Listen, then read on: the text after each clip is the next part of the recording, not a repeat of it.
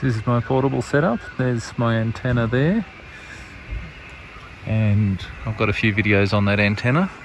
Comes across to here, which is my battery power supply, automatic antenna tuner here, and here's my radio. I'm actually talking on this net now on 40 metres, and yeah, I've managed to speak all around Europe and all around the world on 20 metres earlier.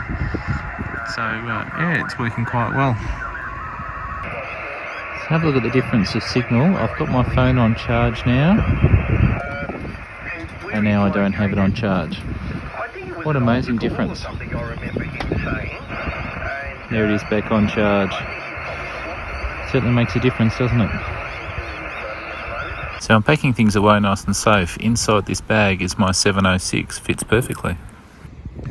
So I finished talking on the radio, so to look after it, I pull it all apart. Now that's my camping fridge there in the back of the car, and that's where I put my magnetic base. And I've got this tube here, which is where my antenna goes in. So here it is, I put my antenna in, put all the cords in as well. Actually, I'll put the antenna extensions on, they go in.